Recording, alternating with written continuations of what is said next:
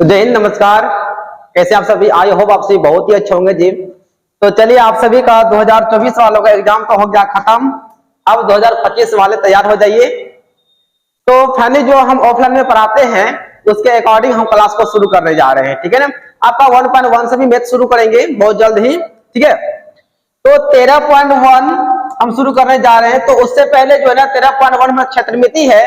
तो क्षेत्रमिति में जो आवश्यक फार्मूला होते हैं उन्हें देख लेते हैं हम लोग क्या क्या होता है, ठीक है। तो चलिए, सबसे पहले हमारा आता है घन, घनाभ, बेलन, शंकु, है ना, गोला, वृत्त। इन सभी के बारे में हम लोग अच्छी तरह से जान लेते हैं। और विश्वास है कि आज के बाद आपको एक भी फार्मूला में कोई डाउट नहीं रहेगा, क्योंकि आपको जो हम बताने वाले हैं तो फार्मूला को प्रूव करके बताने वाले हैं। तो इसलिए जो ना आप सभी को बिल्कुल समझ में आ जाएगा। तो आइए क्लास को करते हैं स्टार्ट। तो पहला हम लोग शुरू करते हैं घन से। ध्यान दीजिएगा, किससे? घन से। अब देखिए घन क्या होता है। तो हम डायग्राम को यहां से बना लें।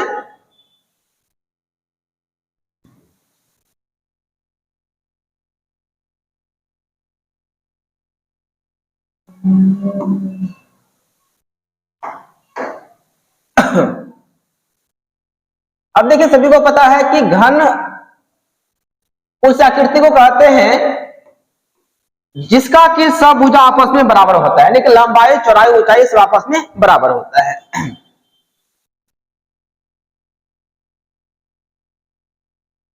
चलिए जी, ये रहा घन। अब देखिए घन में क्या क्या होता है, इनके बारे में विस्तार से जान लेते हैं। तो पहले समझिए कि घन उसे कहते हैं जिसका कि लंबाई, चौड़ाई, ऊंचाई तीनों आपस में बराबर होता है। यदि इसका यह लंबाई हुआ, यदि लंबाई इसका हमारा a सेंटीमीटर है तो इसका यह चौड़ाई हुआ, चौड़ाई भी कितना होगा? a ही होगा।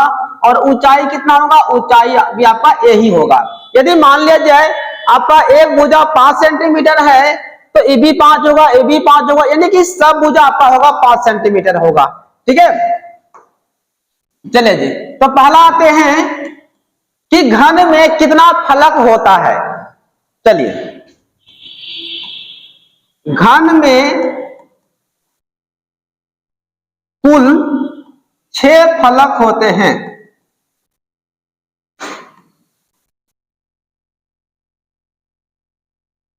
कितने फलक होते हैं? 6 फलक होते हैं। देखिए, एक इधर होगा, इधर होगा, एक ऐसा ही उधर होगा 2, एक इधर 3, एक इधर 4, एक ऊपर 5, एक नीचे 6, यानी कि घन में कुल 6 फलक होते हैं। चलिए अगला बात करते हैं घन में किनारा का। घन में कुल कितना किनारा हो जाएगा जी? 12 हो जाएगा ना। ध्यान देखिए, 1, 2, 3, 4, ठीक है, 5, 6, 7, 8, एक 9, एक 10, 11, एक 12, यानी कि घन में कुल 12 किनारे होते हैं, जिसको हम लोग कोण भी कहते हैं। घन में कुल 12 किनारे, इसको हम लोग क्या बोलते हैं? कोण भी कहते हैं, होते हैं। एकदम ध्यान से समझिएगा, आपको जो है ना एक एक पॉइंट समझाएंगे। अगला आते हैं घन में कुल शीर्ष कितने होते हैं? शीर्ष का मतलब होता है कोना। यहां देखिए, एगो ई हो गया, 1, 2, 3, 4, 5, 6, 7, 8। घन में कुल 8 शीर्ष होते हैं।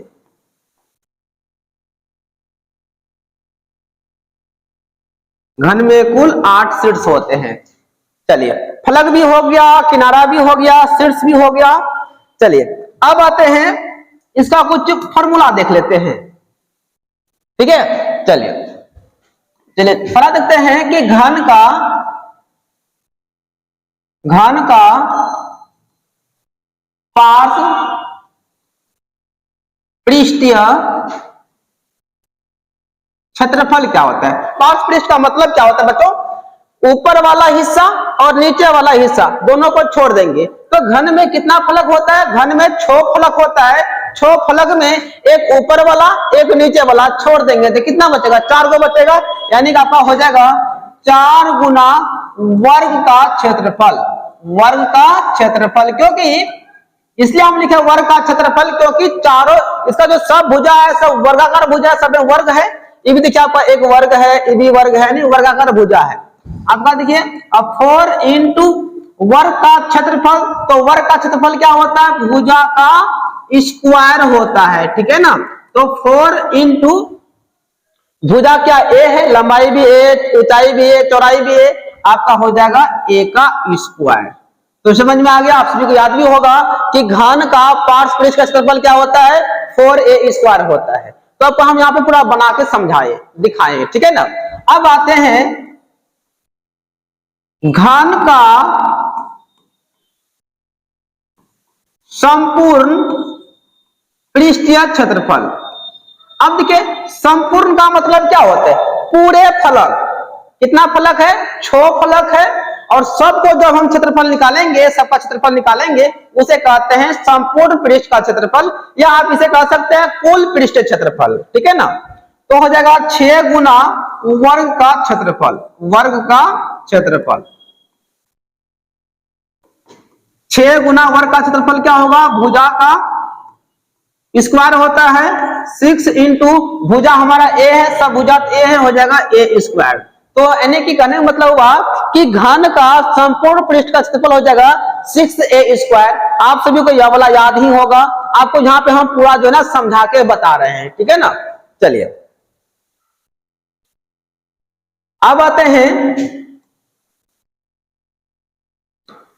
घन का आयतन क्या होता है। भाई देखिए आयतन, देखिए आयतन जो होता है चाहे वह घन हो या घनाभ हो, ठीक है ना। आयतन क्या होता है, लंबाई गुना चौड़ाई गुना ऊंचाई, ठीक है ना।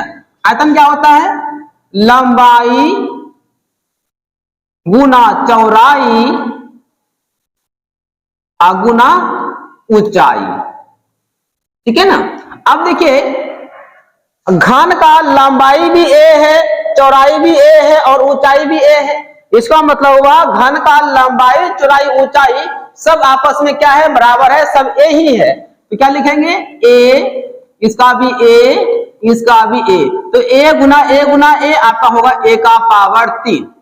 तो घन का आयतन क्या होता है, भुजा क्यूब होता है। आप सभी को यह बात पता भी होगा पहले से, आपको यहाँ पूरा हम समझा के लिख रहे हैं जी, ध्यान दीजिएगा। अब आते हैं प्यारे बच्चों घन का विकर्ण। घन का विकर्ण क्या होता है, अब समझिए पहले विकर्ण क्या होता है। ये जो कोना कोनी होता है ना, है देखिए यहां से यहां जो होता है यही हमारा क्या होता है, घन का विकर्ण होता है। और घन में जो सबसे बड़ी भुजा होती है वो हमारा विकर्ण ही होती है। क्या होती है, विकर्ण होती है। ध्यान दीजिएगा घन की सबसे बड़ी भुजा विकर्ण कहलाती है, ठीक है ना। तो घन का विकर्ण का फॉर्मूला होता है अंडर रूट लंबाई का स्क्वायर प्लस चौड़ाई का स्क्वायर प्लस ऊंचाई का स्क्वायर, ठीक है ना। आप देख सकते हैं आपका घन है, घन में लंबाई चौड़ाई ऊंचाई सब तो समान है, यानी कि लंबाई भी ए हो जाएगा, चौड़ाई भी ए हो जाएगा, और ऊंचाई भी ए हो जाएगा। अब देखिए ए ए ए 3 गो है, आपका हो जाएगा 3a स्क्वायर, तो रूट में रहेगा 3, लेकिन यहाँ ए स्क्वायर का जो ना वर्ग आपका ए बाहर निकल जाएगा, हो जाएगा ए, ठीक है। तो यहां से हमारा घन का विकर्ण का फॉर्मूला क्या हो गया, √3 इंटू ए हो जाएगा। याद रखिए घन का विकर्ण क्या होता है, √3 इंटू ए होता है। देखिए पूरा जो आप स्क्रीनशॉट एक बार ले लीजिए, और ऐसे यदि आप हमारे टेलीग्राम में अगर जुड़े हुए हैं तो आपको यह पीडीएफ आसानी से मिल जाएगा। टेलीग्राम पे जुड़ जाइएगा, नीचे आपको लिंक दे देंगे। चलिए प्यारे बच्चों आपका घन के बारे में सब चीज तो हो गया, घन का पार्श्व भी हो गया, घन का संपूर्ण भी हो गया।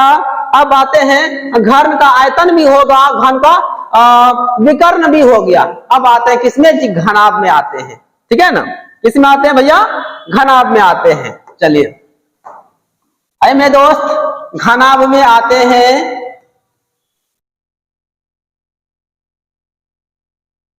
घनाभ में आते हैं, चलिए घनाभ, तो घनाभ का जो है ना क्या करते हैं जी, प्यारा सा फिगर बना लेते हैं घनाभ का।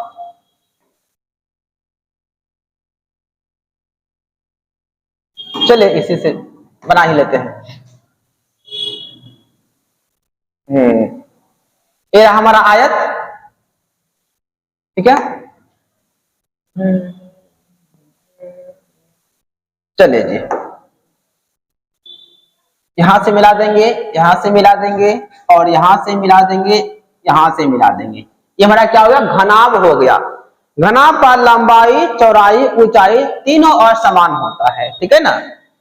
लंबाई को L कहते हैं, ऊंचाई को H कहते हैं, चौड़ाई को B कहते हैं। देखिए यह घनाभ है, घनाभ का लंबाई, चौड़ाई, ऊंचाई है, और घनाभ का लंबाई, चौड़ाई, ऊंचाई तीनों होता है असमान, ध्यान रखिएगा, ठीक है। यदि बात करते हैं ये घनाभ में कितने फलक होते हैं बच्चों, जो आपका घन में 6 फलक था ना, वो आपका घनाभ में भी हो जाएगा 6 फलक है। देख लीजिए, एक आगे वाला है, एक इसका सामने ठीक होगा, पीछे 2, एक इधर 3, एक इधर 4, एक ऊपर एक नीचे, हो गया। तो क्या लिखेंगे, घनाभ में कुल 6 फलक होते हैं, 6 फलक होते हैं। इसलिए आपको इतना डीप में लेके जा रहे हैं प्यारे साथियों, क्योंकि आपका बिहार बोर्ड है, क्वेश्चन जहां तहां से घुसा निकाल के देता है, इसलिए आपको पूरा डिटेल में पढ़ना पड़ेगा, ठीक है। चलिए आते हैं, घनाभ में किनारा कितना होता है,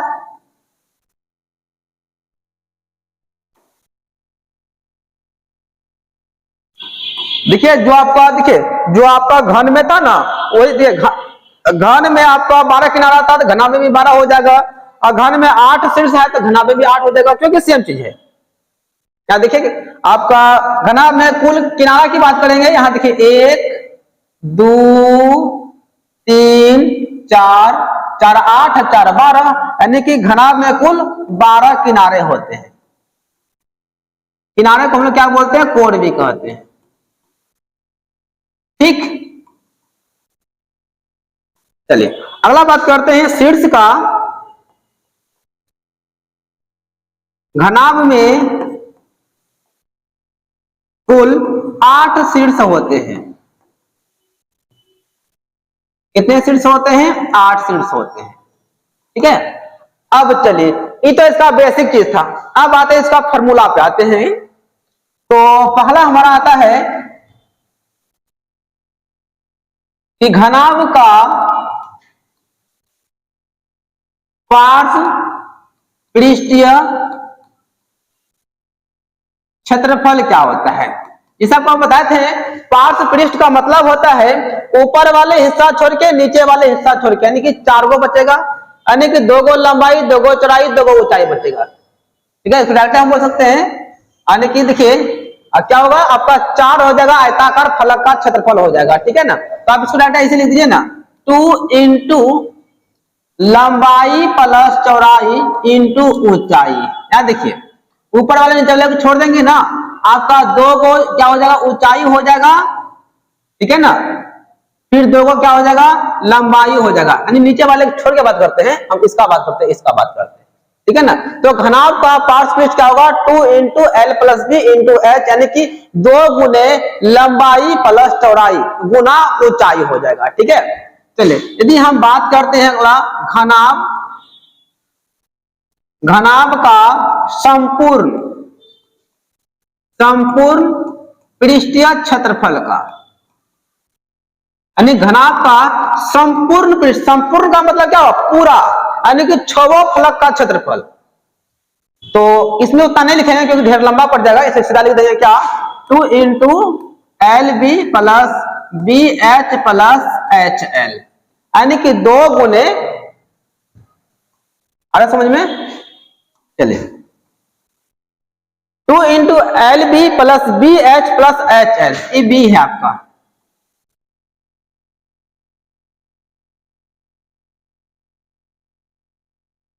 चलिए हो गया। अब आते हैं घनाभ का आयतन। घनाभ का आयतन क्या होता है, चलिए तो सभी को पता है, चाहे घन हो या घनाभ हो, उसका आयतन क्या होता है, लंबाई गुना चौड़ाई गुना ऊंचाई। इसका लंबाई तो L है, चौड़ाई B है, ऊंचाई H है, हो गया, लंबाई गुना चौड़ाई गुना ऊंचाई। अब आते हैं घनाभ का विकर्ण के बारे में, वही हो जाएगा। सेम चीज यहां देख लीजिए आप, विकर्ण क्या था इसका, विकर्ण क्या था, अंडर रूट लंबाई गुना लंबाई प्लस चौड़ाई प्लस ऊंचाई, मतलब इसका स्क्वायर होगा, ठीक है ना। यानी इसमें नो चेंजिंग, इसका वही रह जाएगा आपका एल का स्क्वायर प्लस बी का स्क्वायर प्लस एच का स्क्वायर। और याद रखिएगा घनाभ का जो सबसे बड़ी भुजा होती है वही हमारा विकर्ण होती है। क्या होती है, विकर्ण होती है। इसमें भी आप लिख सकते हैं ये वाला हमारा क्या है जी, विकर्ण है। तो घन और घनाभ के बारे में आपको पूरा कॉन्सेप्ट हम बता दिए हैं। और कुछ छूट गया क्या, एक बार देख लेते हैं। आयतन हो गया, संपूर्ण हो गया, पार्श्व भी हो गया, विकर्ण भी हो गया। चलिए सब कंप्लीट हो गया घन के बारे में। अब थोड़ा आते हैं वृत्त के बारे में, ठीक है ना। वृत्त, सर्किल के बारे में। अब वृत्त के बारे में तो खैर आप सभी को पता ही है।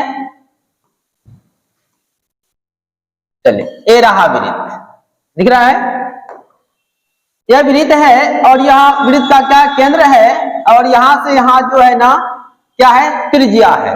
अगर इसको यहां से यहां बात करें, ई ओर से ई ओर, ठीक है ना, ई हो जाएगा हमारा व्यास हो जाएगा। लेकिन अगर यहां से यहां तक की बात करेंगे तो हमारा क्या हो जाएगा, त्रिज्या हो जाएगा। इसका नाम ए दे देते हैं, इसका नाम बी दे देते हैं। तो ओ से ए हमारा वृत्त का त्रिज्या हो जाएगा और ए से बी हमारा क्या हो जाएगा, वृत्त का व्यास हो जाएगा, ठीक है। अब चलिए अगर वृत्त की बात करेंगे तो पहला बनाता है कि वृत्त की परिधि क्या होती है। वृत्त की परिधि ध्यान से समझिएगा। वृत्त की परिधि, परिधि को हम लोग परिमाप भी कहते हैं या इसको परिसीमा भी कहते हैं बच्चों, ठीक है ना, ध्यान दीजिएगा। वृत्त की परिधि जो होती है यह होती है 2 पाई आर, ठीक है। अब आते हैं वृत्त का क्षेत्रफल के बारे में आते हैं। वृत्त का क्षेत्रफल क्या होता है, यह होता है पाई आर स्क्वायर, ठीक है। अगला आते हैं वृत्त की त्रिज्या। वृत्त की त्रिज्या क्या होती है, और व्यास की आधी होती है। यदि व्यास हमारा 10 सेंटीमीटर है तो त्रिज्या हो जाएगा 5 सेंटीमीटर। ये नॉर्मल सा चीज है, आप लोगों को पता होगा। अब आते हैं अर्धवृत्त में आते हैं। ये वृत्त हमारा हो गया ना, अब आते हैं थोड़ा अर्धवृत्त में। अर्धवृत्त, अब थोड़ा समझिएगा अर्धवृत्त क्या होता है। वृत्त को जब हम लोग काटते हैं बीचे बीच, उसको जब आधा करते हैं तो उस हिस्सा को हम लोग कहते हैं अर्धवृत्त कहते हैं। जैसे आप देख सकते हैं ये हमारा बी है, ये हमारा ए है। अब देखिए ये हमारा अर्धवृत्त का केंद्र है, इसे कहते हैं अर्धवृत्त, और इसे कहते हैं जी वृत्त कहते हैं, ठीक है ना। अब आते हैं पहला कि अर्धवृत्त। अर्धवृत्त का क्षेत्रफल क्या होता है, अर्धवृत्त का क्षेत्रफल, ठीक है। तो जो वृत्त का क्षेत्रफल होता है पाई आर स्क्वायर, उसमें हम 2 से भागा लगा देंगे तो हमारा हो जाएगा अर्धवृत्त का क्षेत्रफल, मतलब आधा करना है ना। तो 1/2 पाई आर स्क्वायर, यह हमारा हो गया अर्धवृत्त का क्षेत्रफल। अब बात करते हैं अर्धवृत्त की परिधि का। अब समझिएगा थोड़ा ध्यान से, वृत्त का परिधि होता है 2 पाई आर। इसमें यदि हम 2 पाई आर में भागा लगा देंगे 2 से तो हमारा हो जाएगा पाई आर, या हमारा हो जाएगा अर्धवृत्त का परिमिति हो जाएगा। लेकिन नहीं, यह गलत हो जाएगा, ठीक है ना। अगर आप लोगों के दिमाग में चलता होगा ना कि सर जी इसको अगर हम आधा कर देंगे तो बचेगा पाई आर, यही हमारा अर्धवृत्त का परिमाप हो जाएगा, परिधि हो जाएगा, परिसीमा हो जाएगा, तो आप गलत हैं। क्योंकि परिधि का अर्थ होता है एक चक्कर। यदि हम यहां से शुरू करें हैं तो यहां से आएंगे, यहां से यहां आ जाएंगे, इसको एक चक्कर कहते हैं। और ये जो आपका पाई आर है ना, पाई आर केवल यहां से लेकर यहां तक का मान है। जो पाई आर है ना, वृत्त का आधा यहां से लेकर यहां तक का मान है। लेकिन परिमिति मतलब क्या होता है, पूरे राउंडिंग होता है, एक चक्कर होता है। तो कहने मतलब हुआ ये पाई आर जो है यहां से यहां, इसमें ई वाला हिस्सा जोड़ना पड़ेगा। यहां से त्रिज्या हुआ, ये त्रिज्या हो गया, इसको जोड़ना पड़ेगा। तो वृत्त की परिधि क्या हो जाएगा, आपका हो जाएगा पाई आर प्लस में आपका यहाँ एगो आर मतलब 2r को जोड़ना पड़ेगा। इसमें कॉमन लेंगे तो हमारा कॉमन कितना आ जाएगा, कॉमन हमारा r हो जाएगा तो बचेगा क्या पाई प्लस यहाँ पे बचेगा क्या 2 बचेगा। यहाँ हमारा हो जाएगा अर्धवृत्तीय परिमिति हो जाएगी या रियल सूत्र हो गया है ना। यदि आप चाहे तो इसको ऐसे भी लिख सकते हैं पाई आर प्लस 2r को हम लोग व्यास भी कहते हैं, डी भी कहते हैं, ठीक है ना। ये तीनों एक ही चीज है आपका। तो अर्धवृत्त का परिमिति क्षेत्रफल हो गया, चलिए वृत्त भी आपका हो गया, अर्धवृत्त भी हो गया। आपको एक बार फिर से हम दिखा देते हैं। देखिए आपका जितना आपको हम पढ़ा रहे हैं ना, इस सारा का सारा चीज जो है ना आपको टेलीग्राम पर पीडीएफ के रूप में मिल जाएगा और यह बिल्कुल फ्री सेवा है। आप सभी जो है ना जाकर सर्च कर लीजिएगा सुप्रिया ऑनलाइन क्लासेस टेलीग्राम पर, आपको मिल जाएगा और वहां जाकर आप ज्वाइन हो जाइएगा, आपको रोज जो है ना पीडीएफ मिलेगा, ठीक है। चलिए अब आते हैं घनघना हो गया, अब आते हैं बेलन में आते हैं। बेलन, अब देखिए बेलन क्या होता है, चलिए इसको ऐसे ही हम बना देते हैं।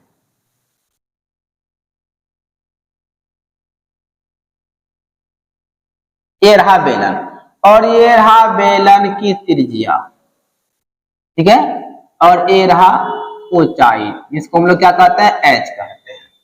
चलिए अब देखिए एक चीज आप लोगों को प्राय डाउट रहा होगा, रहता भी है कि सर जी बेलन का वक्र क्या होता है जी, है ना, वक्र पृष्ठ क्या होता है। आप लोग सुने होंगे कि बेलन का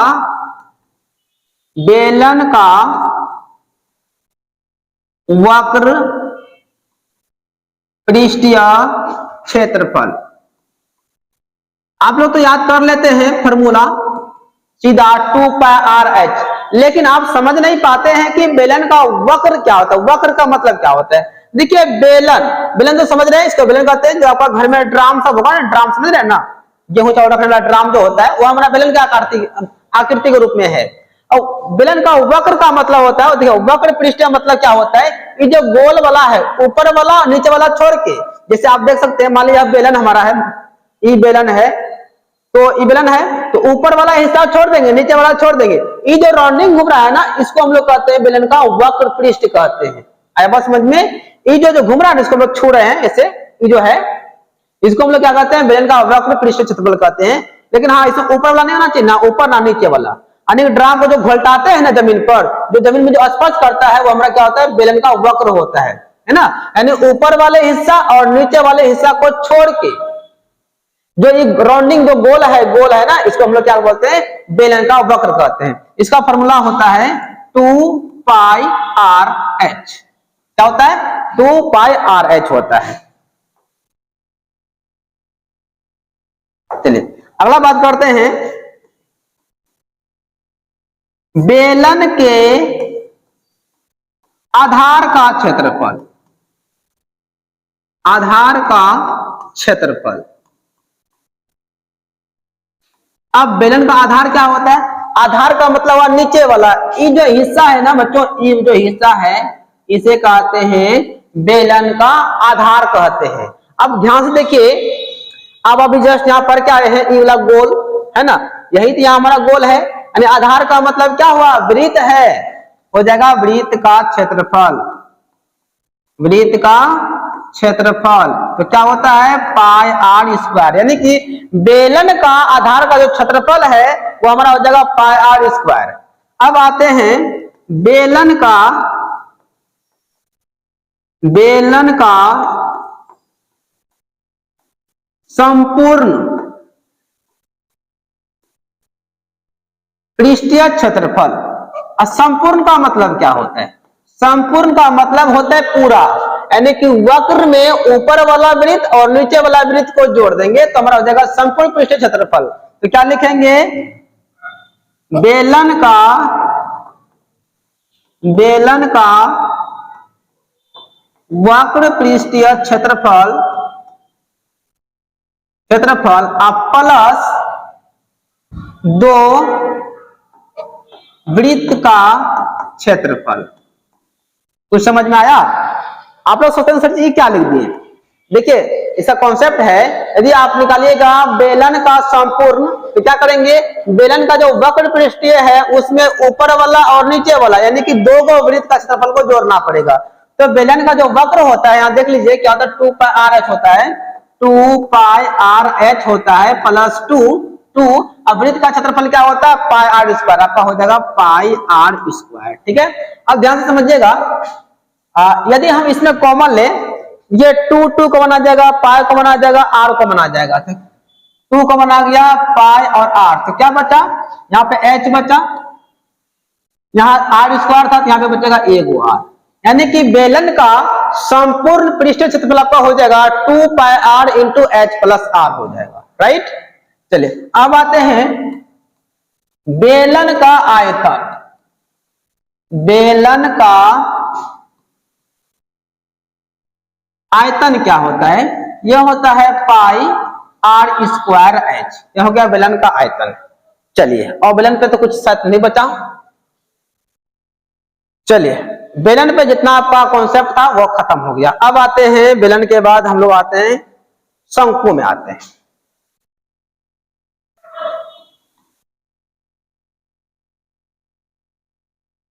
शंकु में आते हैं, चलिए शंकु एक बना लेते हैं हम लोग।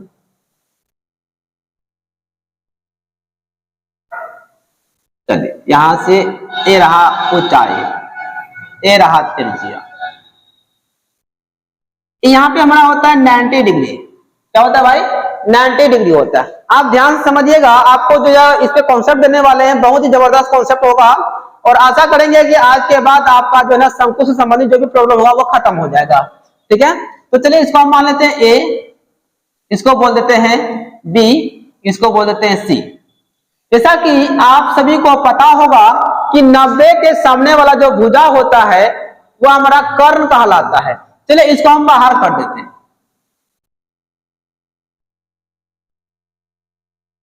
ए बी सी शायद ऐसा ही है, देख लीजिए इसी चीज को हम बाहर उठा के धर दिए हैं। तो हम लोग इसको क्या कहते हैं, त्रिभुज में कर्ण कहते हैं, नीचे वाले को हम लोग जी आधार कहते हैं, हाँ कि ना, और इसे क्या कहते हैं मेरे भाई, इसे हम लोग कहते हैं लंब कहते हैं। इंग्लिश में बोलेंगे तो हाइपोटेनस कहते हैं, इसे बेस कहते हैं, इसे परपेंडिकुलर कहते हैं यानी लंब कहते हैं। ये बात समझ में आ रहा है। जब इसी चीज को जब हम शंकु के अंदर पढ़ते हैं तो इसको एल कहते हैं, जिसका नाम है तिर्यक ऊंचाई। क्या नाम है, तिर्यक ऊंचाई इसका नाम है। उसके बाद अगर ई बीच वाले ऊंचाई की बात करेंगे, इसका नाम है सिंपल ऊंचाई। सिंपल नहीं मतलब इसको केवल ऊंचाई कहते हैं, इन्हें बोलेगा सर सिंपल ऊंचाई क्या होता है ना। और नीचे वाला ई है इसको रेडियस कहते हैं यानी कि त्रिज्या कहते हैं। आगे समझ में। अब आते हैं कि पहला बात आते हैं इसमें, यदि यहां देखिए यदि कर्ण निकालेंगे तो पाइथागोरस प्रमेय सबसे पता है, कर्ण का स्क्वायर बराबर क्या होता है, लंब का स्क्वायर जो आधार का स्क्वायर होता है ना। अब आते जैसे हम एल निकालेंगे, चलिए एक चीज आपको हम समझा दें पहले, जैसे कि पाइथागोरस प्रमेय के अनुसार से अगर यहां आते हैं, चलिए यहां पे आपको लिख देते हैं,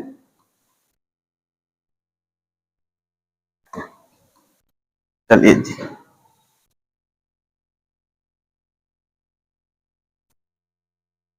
पाइथागोरस प्रमेय से पता है यहां पर में क्या होता है।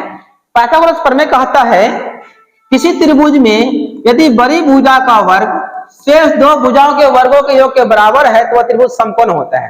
यह तो हमारा समकोण त्रिभुज है, तो समकोण त्रिभुज का रूल है कि कर्ण का वर्ग जो होगा वह लंब का वर्ग जोड़ आधार का वर्ग के योग के बराबर होगा। यही हमारा पाइथागोरस प्रमेय है।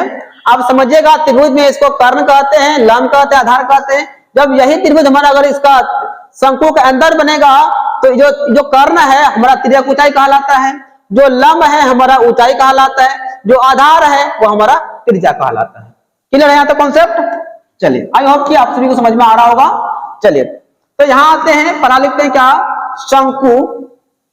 ऐसा करते हैं ना, पहले हम इसको निकाल लेते हैं, किसको, अगर जरूरी पड़ेगा एल निकालने का, ठीक है ना, एल निकालने जरूरी पड़ेगा तो एल का मतलब क्या हुआ जी, एल का मतलब हो गया कर्ण हो गया, तो क्या होता है लंब का स्क्वायर जो आधार का स्क्वायर, अगर हम स्क्वायर को भेजेंगे तो रूट बन जाएगा, तो सीधा क्या लिखेंगे रूट आ जाएगा, तो हो जाएगा एच का स्क्वायर जो हो जाएगा आर का स्क्वायर। यदि हम एच निकालें प्यारे साथियों तो आपका हो जाएगा एल का स्क्वायर माइनस हो जाएगा आर का स्क्वायर। यदि हम आर निकालेंगे तो आपका हो जाएगा एल का स्क्वायर माइनस हो जाएगा जी एच का स्क्वायर हो जाएगा। ठीक है, चलिए आई होप कि आप लोगों को तीनों पॉइंट समझ में आ गया होगा। अब आते हैं इसमें, आते हैं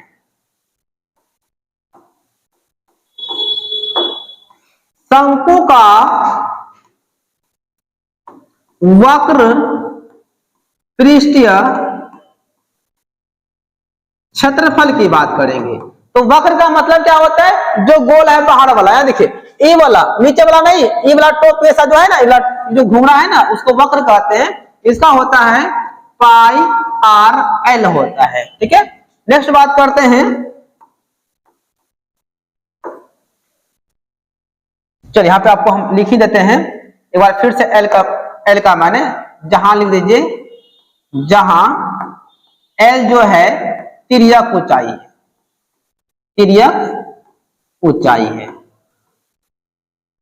ठीक है, एक भी डाउट नहीं होना चाहिए। ठीक है, अगर हम चलिए बात करते हैं अगला पॉइंट, शंकु का संपूर्ण पृष्ठीय क्षेत्रफल की बात करेंगे। देखिए संपूर्ण का मतलब क्या होता है, संपूर्ण का मतलब होता है पूरा, यानी कि वक्र वाला जो हिस्सा है, वक्र में नीचे वाला वृत्ताकार भाग को जोड़ देंगे तो हमारा हो जाएगा शंकु का संपूर्ण पृष्ठीय क्षेत्रफल हो जाएगा। तो क्या करेंगे मेरे भाई, लिखेंगे क्या, शंकु का वक्र, शंकु का वक्र पृष्ठीय क्षेत्रफल में जोड़ देंगे आधार का क्षेत्रफल, आधार का क्षेत्रफल। तो आधार में क्या हमारा वृत्त ना है, शंकु का जो वक्र होता है वो आपका होता है पाई आर एल होता है प्लस आधार का क्षेत्रफल। आधार में क्या है देख लीजिए, आधार में क्या है, आधार में हमारा एक वृत्त है तो वृत्त का क्षेत्रफल जोड़ना पड़ेगा, इसका होता है पाई आर स्क्वायर। इसमें कॉमन ले लीजिए, कॉमन क्या आ जाएगा, पाई हो जाएगा आर, यहाँ बचेगा एल प्लस एगो आर यहाँ बचेगा। तो शंकु का जो संपूर्ण पृष्ठ का क्षेत्रफल हो गया pi r into L plus r. ठीक है ना, यानी आपको ये वाला चीज याद करना पड़ेगा, ये आपको हम समझा के लिख रहे हैं। ठीक है, अब आते हैं शंकु का आयतन की बात करेंगे। ठीक है ना, शंकु का आयतन होता है 1/3 पाई आर स्क्वायर एच, यह हो गया शंकु का आयतन हो गया। चलिए देखिए शंकु के बारे में जो आपको कंफ्यूजन था मेरे ख्याल से वह दूर हो गया होगा, जो आपका एल एच और आर में जो कंफ्यूजन था वह शायद दूर हो गया होगा। ठीक है, तो आगे बात करते हैं हम लोग। ठीक है, शंकु हो गया, अब आते हैं गोला में आ जाते हैं।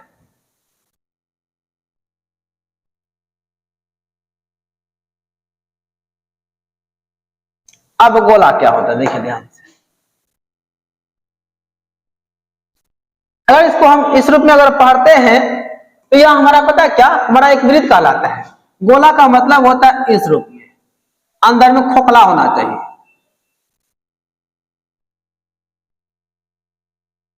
ये हमारा हुआ गोला। जो आप गेंद देखे होंगे, गेंद जब काटते हैं तो बीच में खोखला निकलता है, उसको हम लोग गोला कहते हैं।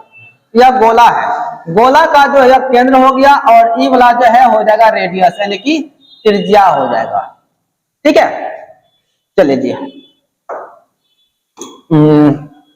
पहला आते हैं गोले का पृष्ठीय क्षेत्रफल।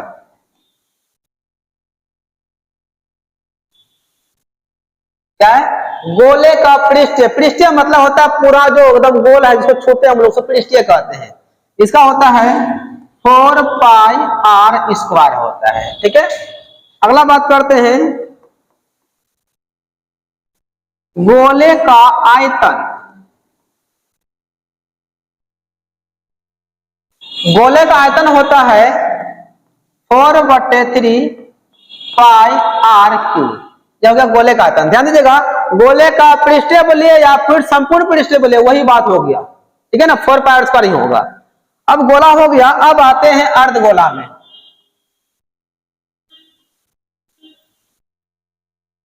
अर्धगोला, अर्धगोला के बारे में थोड़ा ध्यान से समझिएगा, क्योंकि लगभग अर्धगोला का आयतन में प्रॉब्लम होता है। चलिए, ये रहा हमारा अर्धगोला, इसी को काट के हम निकाल दिए, ये वाला हिस्सा काट के निकाल दिए, मेरा क्या हो गया, अर्धगोला हो गया। चलिए, ये हमारा हो गया रेडियस। ध्यान दीजिएगा, अर्धगोले की बात करेगा कि अर्धगोला की ऊंचाई क्या होता है, तो अर्धगोला का त्रिज्या ही अर्धगोला का ऊंचाई वाला काम करता है, ठीक है ना। अर्धगोला का जो त्रिज्या है ना, वही त्रिज्या अर्धगोला का ऊंचाई होता है। ध्यान, इस बात को भूलिएगा नहीं। यदि कुछ क्वेश्चन पूछेगा, बताइए अर्धगोला का त्रिज्या अगर 2 सेंटीमीटर है तो अर्धगोला की ऊंचाई क्या होगा, तो वही ना त्रिज्या घूमेगा, वही त्रिज्या 2 ही हो जाएगा, ठीक है।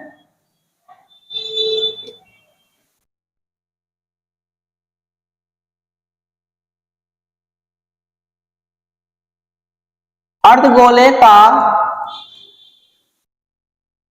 पृष्ठीय क्षेत्रफल, ठीक है, यहाँ पर होता है 2 पाई r स्क्वायर, क्योंकि गोला का होता है 4 पाई स्क्वायर, जब इसमें 2 से भागा लगा देंगे हमारा क्या हो जाएगा, 2 पाई स्क्वायर।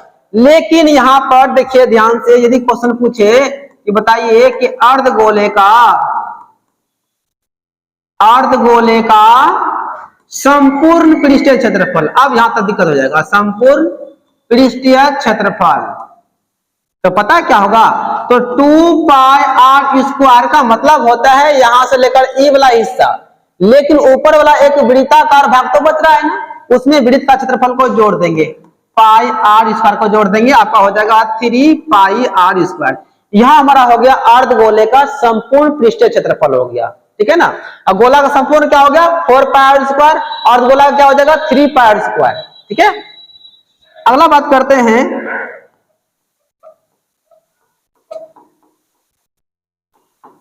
अर्धगोले का आयतन। अर्धगोले का आयतन क्या होता है, इसका होता है 2/3 पाई r क्यूब, पाई r क्यूब, जो हमारा होता है अर्धगोले का आयतन होता है। चलिए जी, अभी तक में जो है ना आपका जितना फॉर्मूला वगैरह था क्षेत्रमिति में, मेरे ख्याल से सब खत्म हो गया है, देख लीजिए। घन से शुरू किए, ये पूरा का पूरा खत्म हो गया आपका, ठीक है ना। अब आपका जो 13.1 शुरू करेंगे, मेरे ख्याल से आपको कोई दिक्कत नहीं होने वाला है, ठीक है। बाकी बात जो दिक्कत होगा तो हमें जब हिसाब बनाएंगे तो उसमें हम लोग का मेकअप हो जाएगा, ठीक है। तो आप लोग कमेंट कीजिएगा कि आपको वीडियो कैसा लगा, ठीक है ना। और इस वीडियो आप लोग सेव कर लीजिएगा, क्योंकि इसमें सारा का सारा जो है ना फॉर्मूला हम बताए हैं, और पूरा एक्यूरेट फॉर्मूला जो है ना परफेक्ट है। तो चलिए मिलते हैं नेक्स्ट क्लास में, तब तक के लिए जय हिंद।